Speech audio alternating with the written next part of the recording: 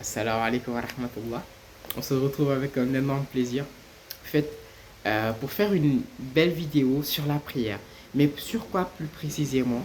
Sur les askars, ça veut dire les évocations que nous faisons lors de la prière. Parce qu'on prie, mais souvent, les choses que nous prononçons, on ne les connaît pas souvent. Donc, on ne connaît pas le sens. Et c'est ça qui fait l'essence de la prière. Donc, la prière, avant tout, c'est une communication. Et une communication, pour qu'elle ait un sens, bah, il faut comprendre ce qu'on dit et savoir aussi ce qu'on reçoit en retour. Le plus souvent, on prie de façon très mécanique, sans pourtant connaître tous les rouages.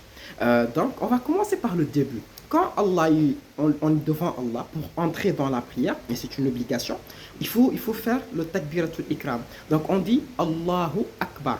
Donc, Allahu Akbar, qu'est-ce que ça veut dire? Allah est plus grand que tout.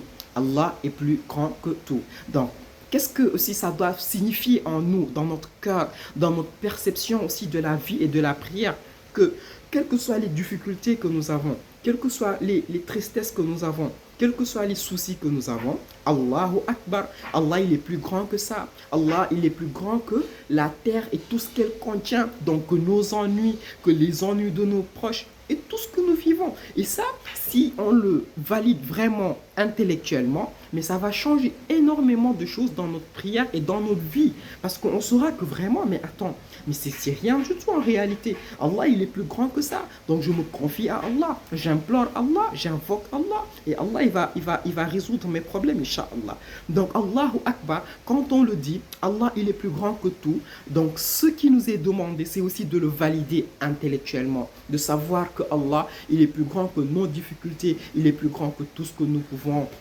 pouvons faire ou espérer dans cette vie. Donc ça, c'est très important. Donc après, nous avons la Fatiha.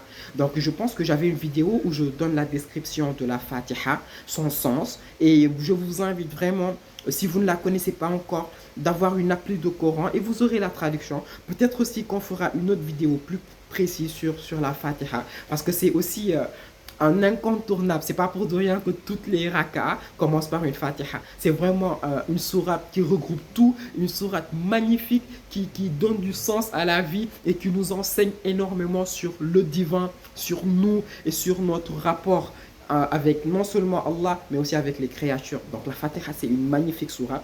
On va pas prendre trop de temps là-dessus. On va d'abord passer, après on va y revenir, Inch'Allah. Ensuite, nous avons une sourate quelconque qu'on choisit, qu'on récite. C'est aussi important de s'imprégner un peu des sens de ces sourates-là. Ça nous permet de donner du sens à nos adorations et une dose de spiritualité, Inch'Allah. Donc ensuite, on va aller au Roukan. On va dire Allahu Akbar une fois de plus. Allah, il est plus grand que tout, avec présence d'esprit. Savoir qu'Allah, il est plus grand que nos difficultés. Et au Roukan, qu'est-ce qu'on va dire? On va dire Subhana Rabbiyal Azim wa bihamdihi.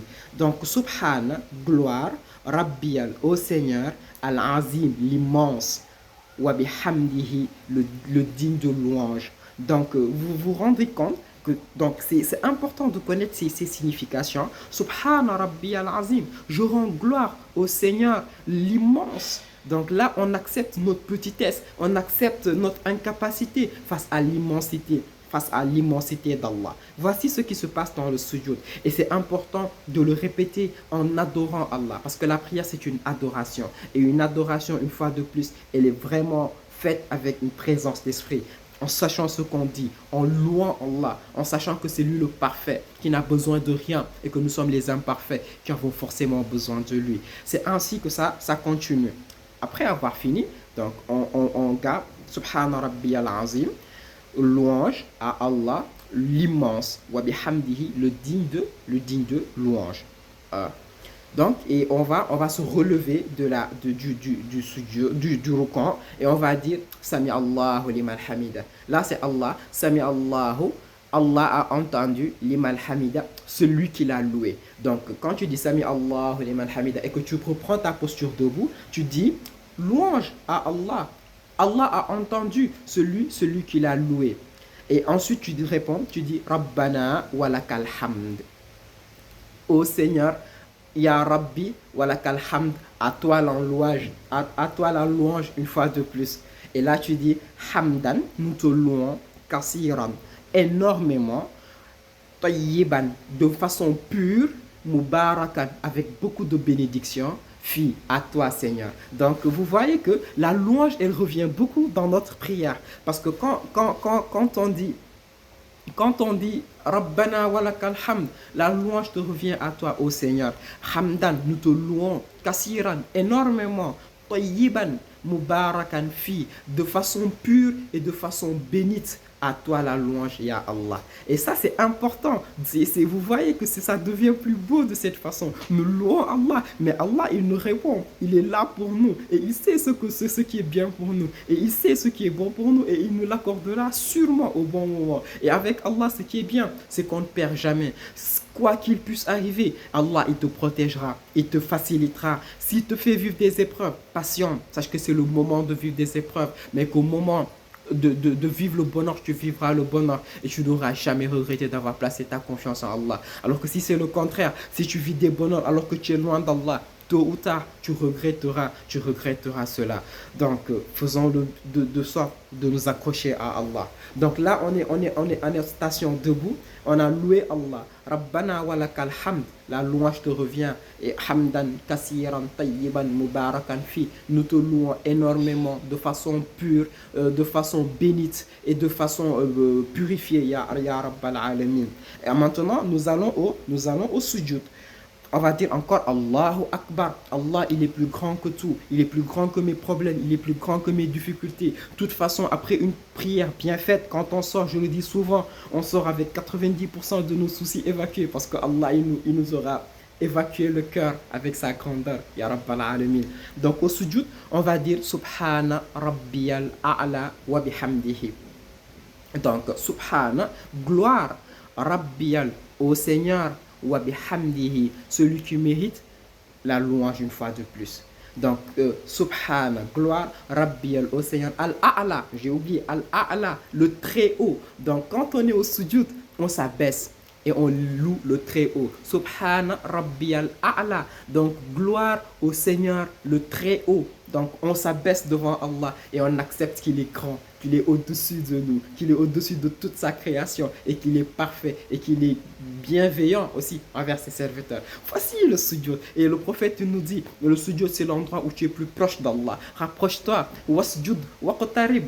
Prosterne-toi et rapproche-toi de moi. C'est Allah qui nous le dit dans le Coran. Donc le sujud, c'est un cadeau d'Allah Azza wa Jal. Et moi, je l'entendais souvent dire le sujud, il n'y a que les musulmans qui savent. Non, mais vraiment, il n'y a pas un plus beau, un plus précieux cadeau, plus beau délice que le sujud dans une vie. Vous savez, on nous a fait croire que la vie, je sais pas moi, avoir le dernier smartphone, avoir, je sais pas, tout ça, ça fait partie, il n'y a pas de souci. Mais le vrai plaisir, le vrai bonheur, on le goûte quand on est soumis à Allah. Et Allah, c'est la lumière des stars. Donc, ne pensons pas que la prière, c'est un truc de vieux bien. Non, ça, c'est au contraire, c'est pour l'élite. C'est pour les meilleurs. C'est eux qui savent savourer une prière. Et c'est eux qui en sortiront vainqueurs. N'oublions pas, quand on appelle à la salat, qu'est-ce qu'on dit? Hayya ala salat, venez à la prière. Mais qu'est-ce qu'on met ensuite? Hayya ala al-falah, venez à la réussite. Donc c'est hyper, donc la prière c'est la réussite. C'est pour les stars. Moi je trouve que c'est de cette façon-là que je vois les choses. C'est une vraie star qui mérite la prière. Ce ne sont pas ceux qu'on nous montre comme des stars. La vraie star, c'est celui qui adore Allah avec soumission, avec acceptation. C'est ça la vraie star, c'est ça la vraie réussite. Et ne nous faisons pas tromper par ce bas monde et par donc vous voyez ces choses qu'il veut nous montrer. Non, non, c'est pas ça la vraie réussite. Donc je pense que je vais m'arrêter là. Donc pour cette vidéo, je vais ensuite faire une seconde vidéo et on va continuer. Donc là, on s'était arrêté au sujud. Donc après, on va se relever du sujud. On va faire le tahiyya. On va se repartir au sujud et on va se relever. On va faire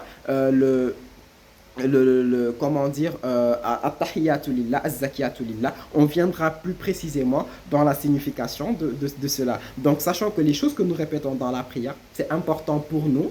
Et c'est important pour notre spiritualité et pour notre pureté. Allah dit qad aflaha man zakkaha wa qad khaba man dassaha. Certes a réussi celui qui purifie son âme est certes perdue et a péri, celle qu'il a souillée. C'est comment nous purifions-nous notre âme? C'est en priant, c'est en évoquant et en invoquant Allah subhanahu wa ta'ala. Et c'est ça la vraie réussite. Donc ne nous laissons pas avoir une fois de plus par ce bas monde. J'espère que ce rappel sera bénéfique et que ça servira, Inch'Allah, qu'Allah mette la bénédiction et la réussite dans la vie de tout un chacun. Assalamu alaikum wa rahmatullahi wa barakatuh.